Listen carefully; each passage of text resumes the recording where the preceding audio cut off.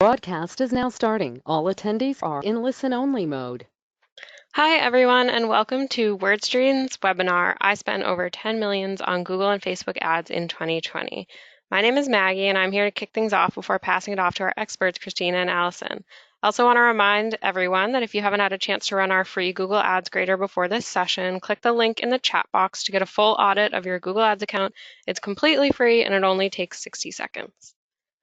Before we get started, I wanted to tell you all a little bit about WordStream. You might know us from all of our free tools, our awesome content, or our amazing blog. We are premier partners of Google, Bing, and Facebook, and we offer a software here at WordStream called WordStream Advisor or WordStream Advisor for agencies. This helps businesses and agencies succeed in the landscape of online advertising all in one place. WordStream Advisor makes online advertising with Google, Bing, and Facebook super simple. It helps increase your ROI, gives you custom reports, and provides you with tons of features to help you save time by simplifying your online advertising efforts. If you want to know more about how we can help you, definitely head to our website. As you get familiar with WordStream, be our friend, connect with us, find us on social media. We're on Facebook, Twitter, Instagram, LinkedIn, and YouTube. You can learn, interact with WordStream customers, and see some awesome content.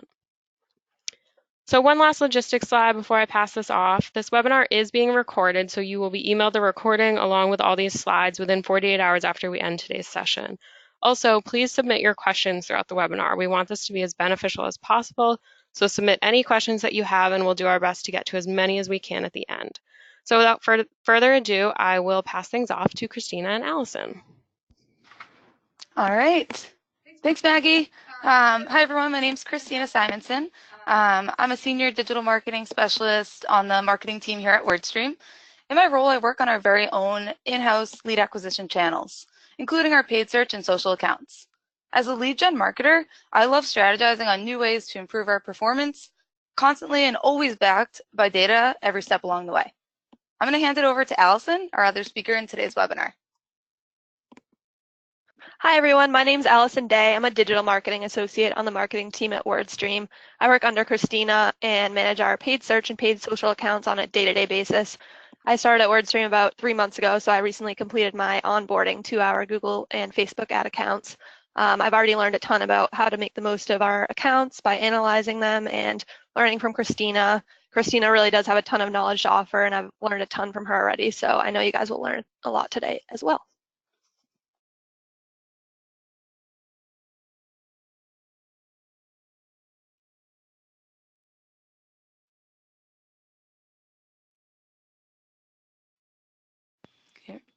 Sorry about that. As you've seen in today's webinar promotions, over my time at WordStream, I've managed over $10 million in ad spend.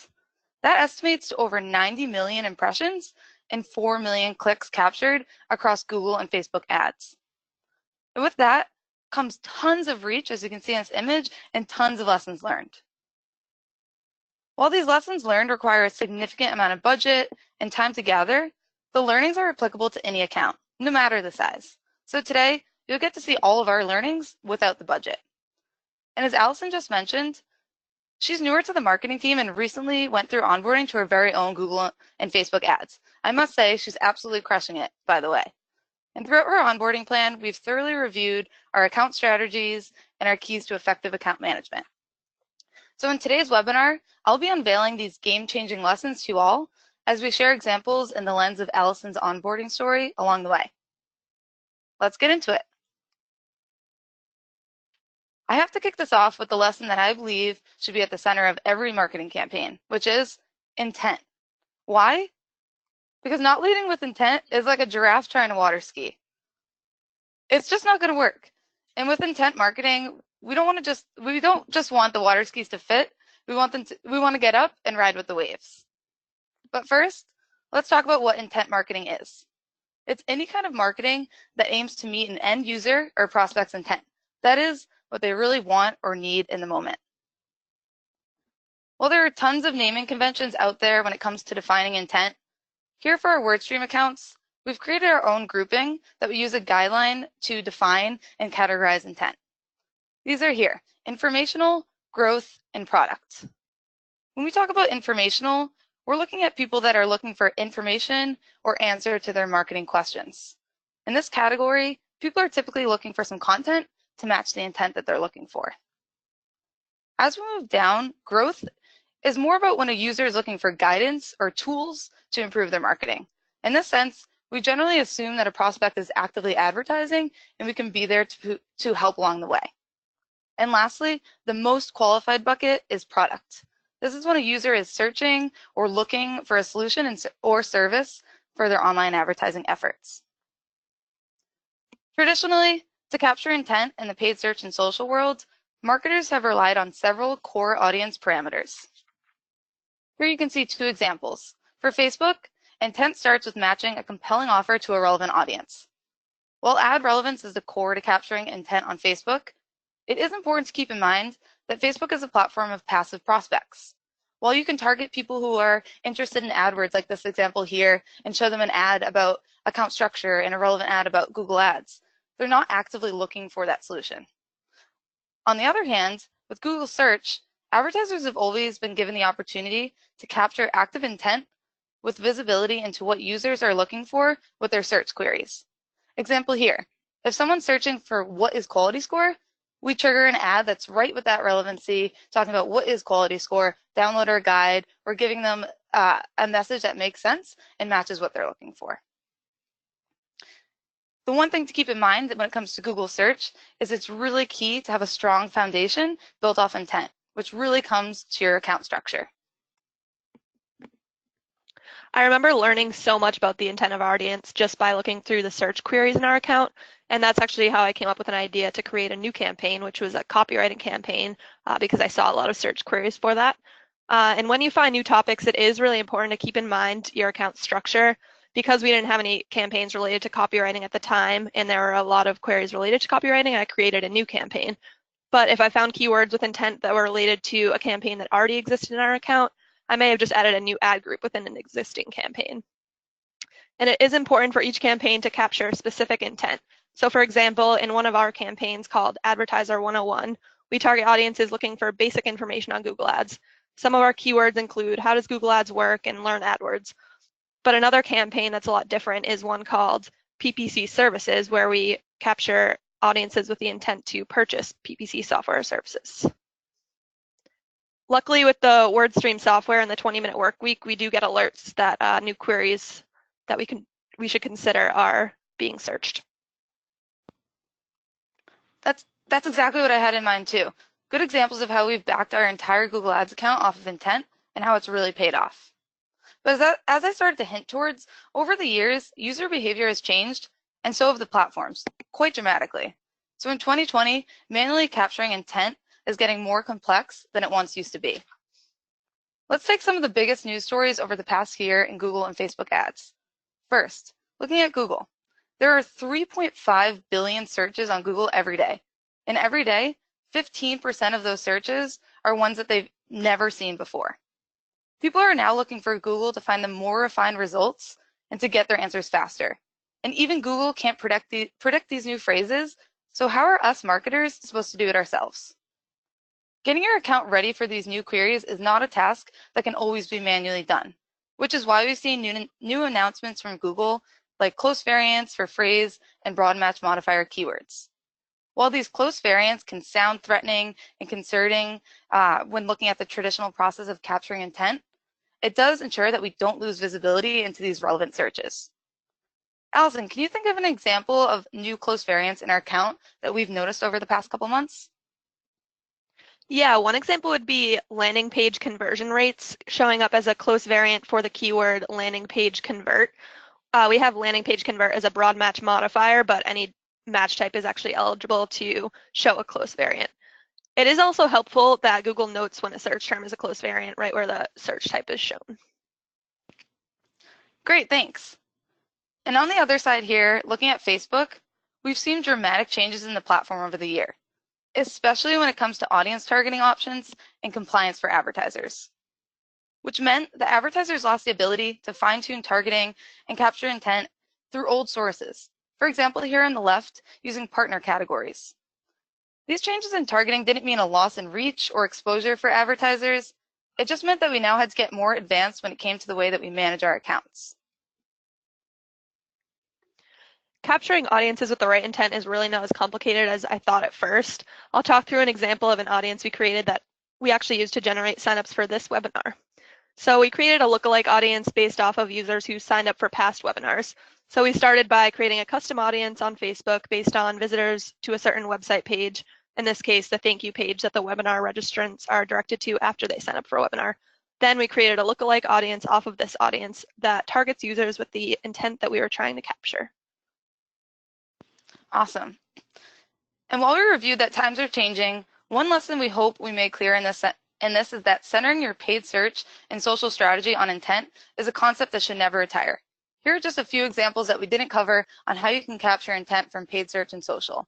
To name a few, on paid search, we talked about a strong account structure, starting with long tail keywords, but also keep in mind to not be afraid to try automated bidding. On the paid social side, ad relevancy is key, but also looking at lookalike audiences like Allison mentioned to find new relevant audiences for your targeting, and really being deliberate about your objectives and your setting selections, which we'll talk a little bit about as we go on in today's presentation. And while I'm on the topic of concepts that aren't going away and that we believe in, one concept that we do know will never go away is that the Google and Facebook ad auctions are run by an algorithm, which brings me into lesson number 2. How to work with the algorithms. So in the first lesson, we introduced the importance of providing the algorithm the right information to capture intent. In this lesson, we lean into the right information, and we talk about how to treat the algorithms as part of your team and how to work together to reach your marketing goals. I apologize for my total lack of design skills here, but in our accounts, Allison and we follow closely to work with the algorithms rather than against them. But to step back, for most advertisers, when getting started with paid search and social, understanding the concept of the algorithm was really hard to register.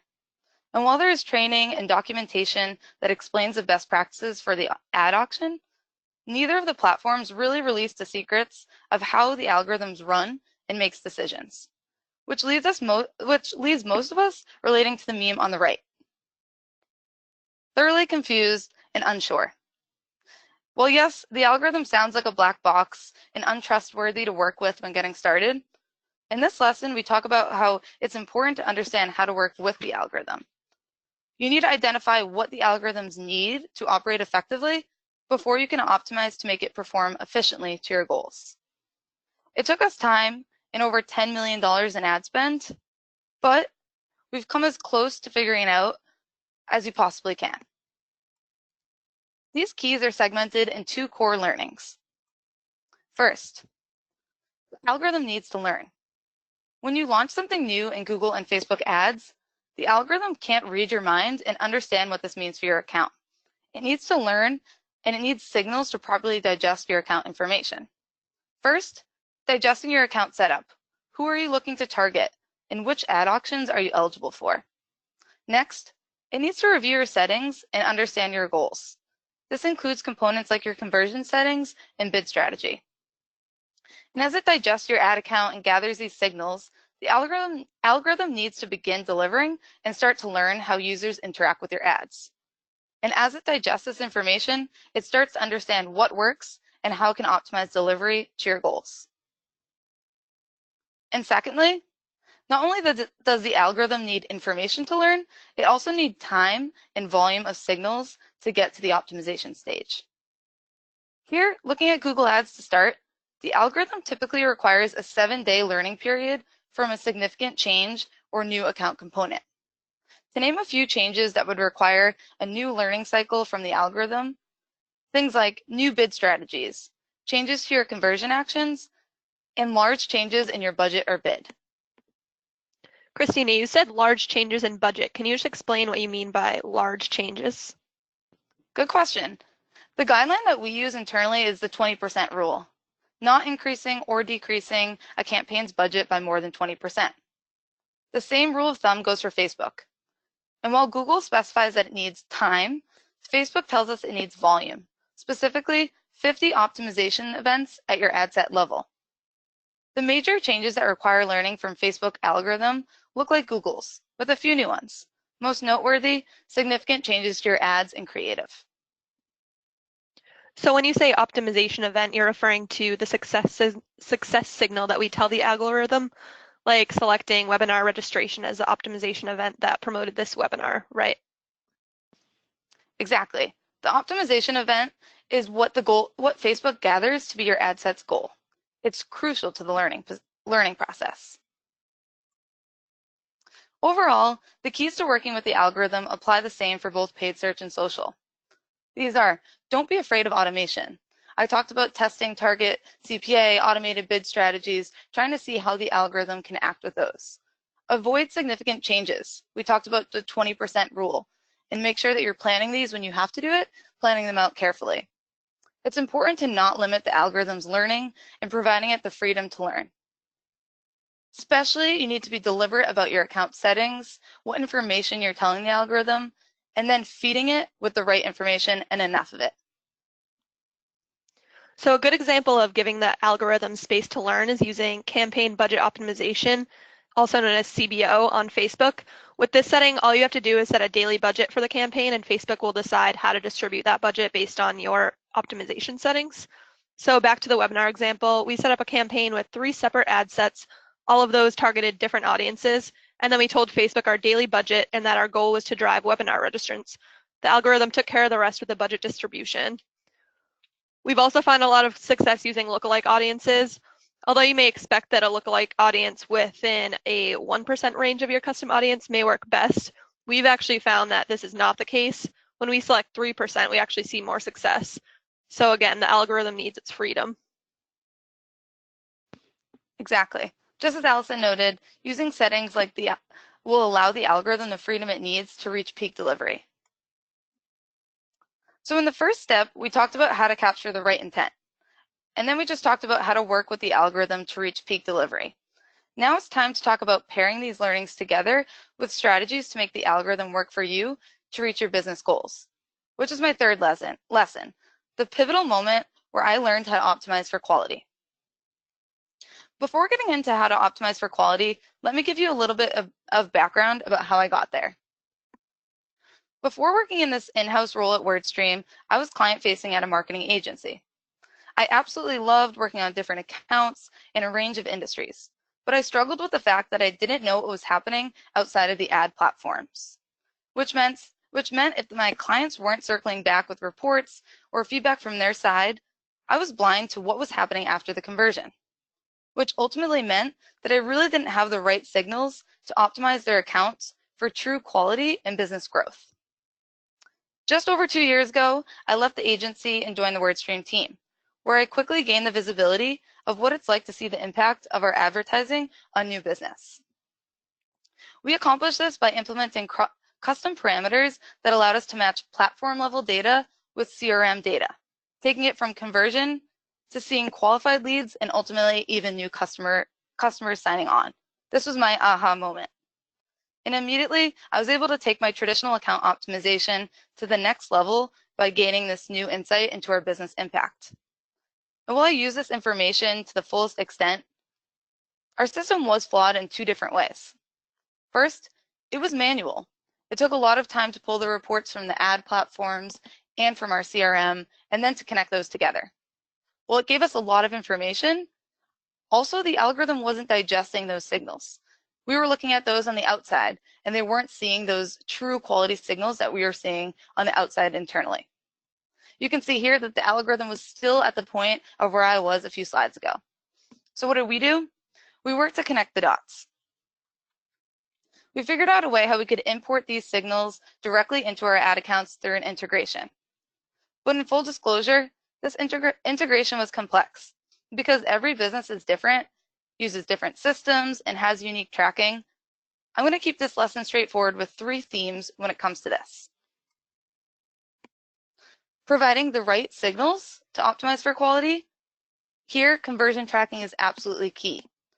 Excluding irrelevant and poor performing targets. Using your search terms report on paid search, and exclusionary audience targeting in paid social. And lastly, identifying these sources of feedback. Wherever you can, reviewing the business impact from your paid search and social ads, and then also gathering feedback and analyzing the sentiment of your ads online. So as Christina mentioned, one simple way to exclude irrelevant targeting on Google Ads is by making sure you're looking through your search terms and adding negative keywords for searches that you don't want to show up for. So one negative keyword I actually recently added to our account was hair extensions. Hair extensions are obviously irrelevant to our business, but because we have ad extensions as a keyword, our ads were actually showing for users searching for hair extensions. On the paid social front, a great way to exclude irrelevant targeting is by excluding audiences that you do not wish to target. So for example, we exclude customers of WordStream and also WordStream employees.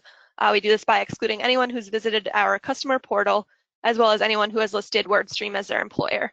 And we also exclude thank you page visitors since those users have already converted. Exactly. And what a great time to also be talking about conversion tracking as we head into lesson number 4. The importance of tracking and alerts. While over $10 million in ad spend sounds exciting, and it is, it comes with a lot to track, a lot to keep an eye on, and a lot to report back on, which at times, like this visual, is impossible to stay on top of it all. And I'm not afraid to admit, we've had our fair share of mistakes and tracking outages that have left me and Allison feeling like this picture in the slide today. So let me tell you a little bit about a story of one of the biggest lessons I learned just a few months into my role at WordStream. A couple weeks had gone by where we started to see a trend line go down, and we were trying to investigate to understand what had gone wrong. It took us a while, but we ultimately found out that one of our conversion actions started to break and we were no longer tracking. We started to see this impact our search campaigns heavily. We weren't delivering, we weren't spending, and we weren't showing our ads as much as we were. Once we figured it out, it was a good lesson learned because we were able to make these mistakes into valuable lessons that have made us more prepared for the future. The first key for this lesson, and it sounds expected for marketers, but it's the importance of reporting and really having accountability to stay on top of trends. Setting up dashboards has put us in a good place to have a centralized location where we can easily reference our accounts and check back in on our core KPIs.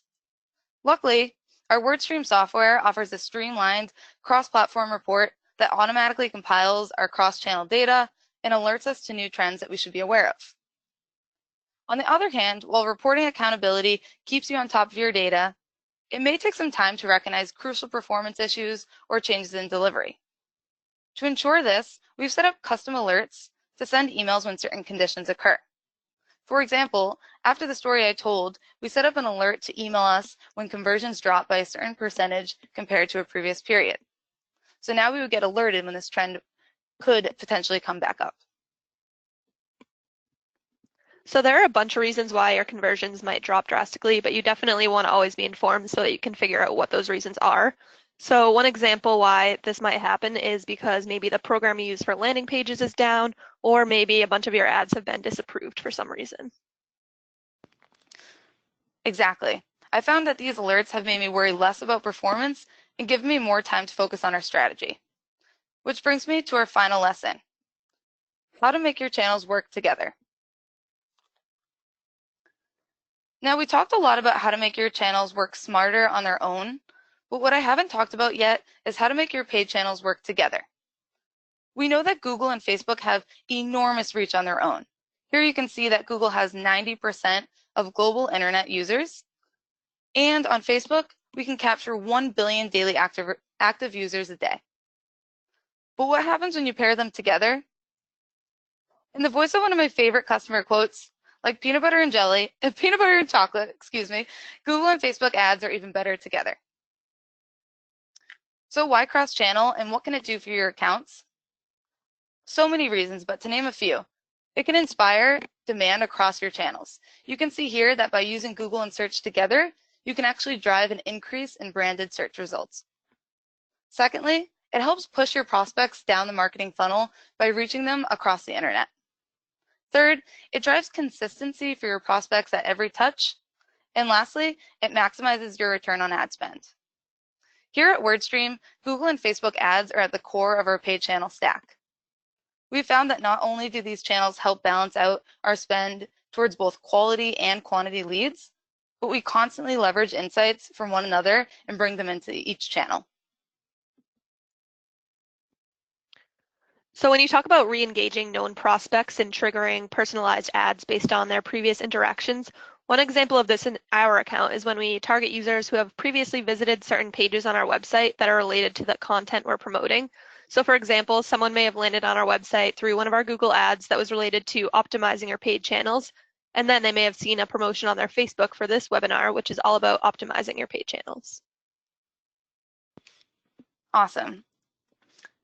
I know we just went through a ton of information, and we hope you found it actionable. But before we head into Q&A, let's just quickly recap the 5 lessons that we've learned from managing over $10 million in ad spend across Google and Facebook ads. These are intent, intent, intent. How to master the algorithm and work together. How to optimize for quality. The importance of tracking and alerts. And lastly, how to make your channels work together. Alice and I wanted to make sure that we thank you for tuning in today. We really enjoyed presenting our very own account strategies and talking about how WordStream can help your business grow. Let's head into Q&A.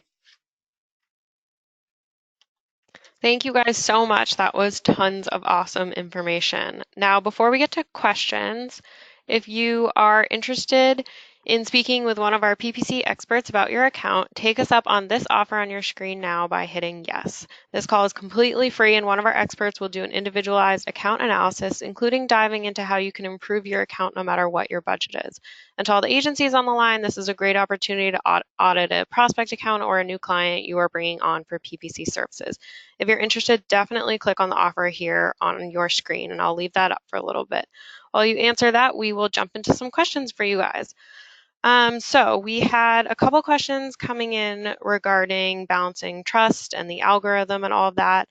So a lot of people are asking, how do I sort of balance trust in the algorithm when I don't really have a ton of time or $10 million? What if I don't have the budget to be making these large changes? How can I kind of balance that with a smaller budget with less time, less experience? Yeah, happy to answer that one. It is definitely, you're talking about the trust factor with the algorithm. It is something that I think every advertiser has a hard time to kind of give into and see and recognize that the algorithm, what they're doing is trying to understand what is important to your business so that it can actually improve performance. So I think it's definitely something that you do need a balance, but it is something that's really important to kind of leaning in and understanding, okay, once you know what the algorithm's doing, you start to build the trust, or you know that, okay, it's going to drive results for me. And I think we talked about, yes, we have spent a significant amount of budget, but I think the lessons we talked about are applicable to any account with any budget or any size. But I think some things that I would definitely recommend in gathering those signals is really focusing on your conversion tracking. So giving the algorithm the information that it needs to understand what's being successful for your business. So rather than just them sending traffic to your website, which is great and good for branding, start to give them those signals of what does it mean if someone engages on your site. And once you start to present that information to the algorithm, they'll start to understand it and spend your budget more effectively. So I think it's a lot about quality signals and then optimizing your spend towards the quality that we talked about today. Awesome, thanks for that. So you mentioned when you were speaking about lookalike audiences, you talked about a 1 to 3% variation. Can you kind of just elaborate on what you meant by that? Sure. So basically, when you upload a custom audience to Facebook, you create a lookalike based off of that custom audience. And basically, if you say 1%, then you're telling Facebook that the range of prospects who you want to reach with your lookalike audience are within 1% of the custom audience you uploaded. Whereas if it's a 3% lookalike audience, then you're giving it a little more freedom and reaching prospects that are 3% range outside of your custom audience. And just going to add one point on that too, just to also bring home what lookalike audiences are, is really the goal of lookalike audiences is to share with the algorithms what is a successful list for your business, whether that's a list upload or a website audience. And then what you're doing is you're actually saying, okay, here's a list of people that we know about and that we've seen, and you're telling Facebook to go find people that look like them. So just as Allison mentioned, as you change that range, they'll look for people that go closer knit to the list that you uploaded, and they can range that all the way to 10% and get really broad. Great, thanks for that. So we definitely all learned that reporting is so important. So if you are somebody who's kind of doing this on your own or has a really small team, what are sort of like the top things that you would recommend that somebody report on and kind of always be checking up on?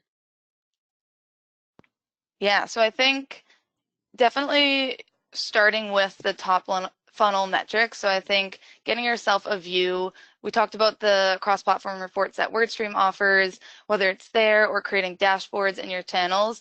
I think it's super important to not, as we talk about getting quality and getting to the bottom of the funnel, you still need to maintain visibility into your impressions and your clicks and all of that. So I really recommend starting with your view of how many impressions you're getting. So how many times your ad is being shown, how many times those are being clicked, and then how many times those are being converting. So the three kind of core delivery metrics being impressions, clicks, and conversion rate. And then as you establish those benchmarks, you want to take a look at what is your click-through rate of those impressions and what does the conversion rate look like down the funnel. Great, thanks, Christina. And just a quick reminder for everybody up on your screen, if you want more personalized recommendations for your account, then definitely click yes to get that consultation that's on your screen. It's an awesome option to get personalized recommendations that are tailored to your account. We can have one of our Google Ads experts here at WordStream sort of walk you through exactly what your account looks like. So definitely be sure to be hitting that yes button. Okay, so we will get into a couple more questions. So clearly you guys have a lot of experience running these high budget campaigns. So somebody was asking, when you're running these really important campaigns and you sort of notice that that you have ended up losing some money, how do you kind of go about optimizing without continuing to bleed money? Do you keep that high spend to continue giving the algorithm more information? To learn from, or do you reduce the budget to make tweets with less risk? Like, what do you kind of do when like you're panicking a little, you're losing money? How do you guys kind of handle that? Yeah, that's a great question and definitely something that we struggle with in our own accounts. I think something that I'd recommend is, especially when you have a larger budget and there's a lot of things going on, is that when you start to see an alarming trend where something is on the decline or something's concerning, is to try to prioritize. So what I like to do is we have our starting reports of what does that quality look like, and we start to see something off, dig into that report and see, okay, what is the top three sections of that report that have dropped off. Prioritize those in terms of volume, and then figure out within those channels how to prioritize your time. I think when you think about the channel as a whole in managing a larger spend, it's too hard to say, let's just dive into the account. You need to give yourself a step back, prioritize first, figure out how to optimize and cut that wasted spend at the most impact level, and that should help you regulate your performance without having to really just pause your campaigns and do anything dramatic like that. Great, thanks, Christina. So another question that came through, somebody was talking about the keyword planner. So the keyword planner gives the average CPC. Do you find that when you change the audience and restrict age groups, time of day, et cetera, that there's a high variance in average CPC? In terms of those bid adjustments, we don't do a whole lot in those our accounts, to be honest, but I actually find that when you start to, so Allison talked a lot about not restricting the algorithm's learning. So with a larger budget, I actually have found that when you start to nail that down and say, hey, I don't want to see these people, and you get really fine-tuned and define your audience too much, that your CPC is going to go up. So I think it's all about balancing it, because yes, CPC is important, but also what do those clicks mean for you down the line? So maybe if it's higher and they're driving more value, that's okay. But I think it's all about balancing how to not get too fine-tuned and not still drive the clicks that you need to then drive conversions. Awesome, thank you. So what do you guys see as successful conversion rates when you are using Google search ads? So if you're defining conversion rates as a sale, how are you directly attributing a sale to an ad, et cetera? For conversion rates, there's tons of benchmarks, so I would definitely recommend that everyone check out WordStream's very own benchmarks. We have a ton on our blog about it, but it's very industry specific, so I wouldn't want to go into our own conversion rate because it's going to look a lot different. We also track different conversion actions than every other advertiser would be doing. But what we do is we definitely look at the platform level metrics. So conversion rate I mentioned, but throughout the slides, we talked about how we connect our ad data to our CRM. We start to develop ratios of what it means from a conversion to a qualified lead as we track that further in our funnel. So we use that. We do that by creating custom parameters in campaign IDs. And then we start to just kind of export and connect those pieces together to get a sense of what the ratio should be. Great, and just to add on to that, we will be releasing our 2020 benchmarks guide in the next few months, so everybody online, definitely keep an eye out for that. That's a super helpful tool. All right, so continuing on with some questions. We had a lot of questions that came in actually about creative of the ads. Somebody was actually saying the stat that creative can impact up to 70% of the effectiveness of advertising. I don't know if you guys have found that, but what have you kind of learned on the creative side of things, and how are you sort of optimizing with creative side, balancing it with spend, and sort of like exactly all the things that you're doing in the account? How do you sort of see that affecting your account? Yeah, I can explain it at a high level, and then I'll hand it to Allison too to talk about. We've been doing a ton of testing when it comes to creative, especially on the Facebook side.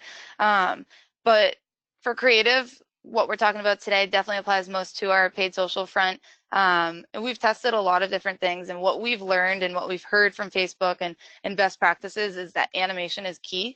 So that we don't want to move forward with static images everywhere. We're seeing that videos are going to be more engaging. People are scrolling through their feed. We want something that's going to get them to stop and engage. So typically for our campaigns, our rule of thumb here is animation. So using videos or something that's a GIF that's going to catch the audience as they're scrolling through their feed.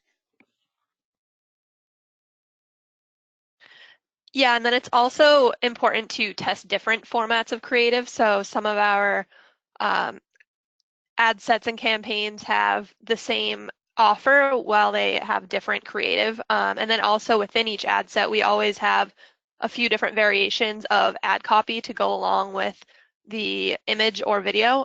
So we'll put in a bunch of variations of ad copy within the campaign, and then we'll pause out any lower performers so that as we continue to increase our budget for that ad set, only the top performing ad copy is in it still. Okay, awesome. It looks like we have a time for about one more question.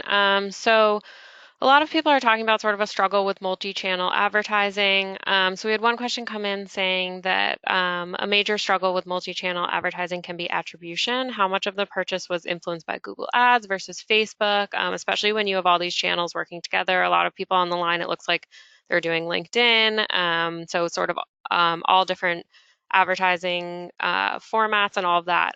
So asking kind of for budget allocation purposes, do you have any advice on that sort of like attribution model or anything like that?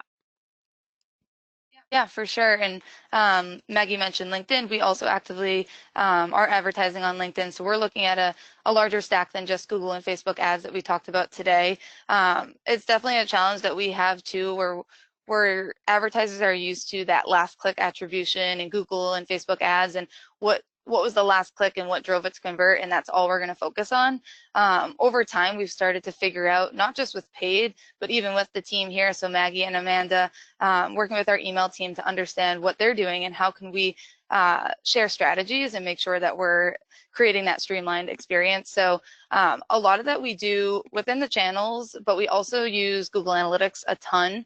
Google Analytics provides multi-channel path analysis, which can show you things like conversion paths. So you can get a better sense of, hey, someone saw my paid social, my paid Facebook ad, and they actually ended up assisting Google search 3 times. So when we do use direct action, a lot of the time when we think about where we're going to allocate budget and how we make decisions, we definitely use those assisted conversions and that path analysis to get a better sense of how to balance it and make them work together. Awesome. Thank you guys so much. We still have some questions coming through, but I think this is a great place to stop.